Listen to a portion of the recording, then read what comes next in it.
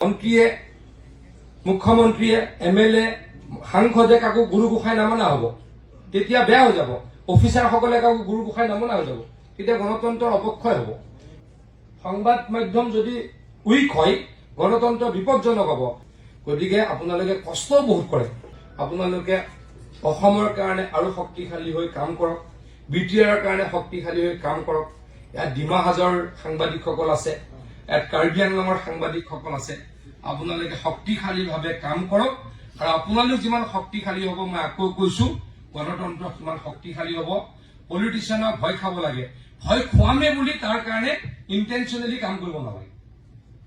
যে পলিটিচিয়ানক ভয় খুৱামে, অফিচাৰক ভয় খুৱামে, সেইটো ইণ্টেনশ্যন হ'ব নালাগে।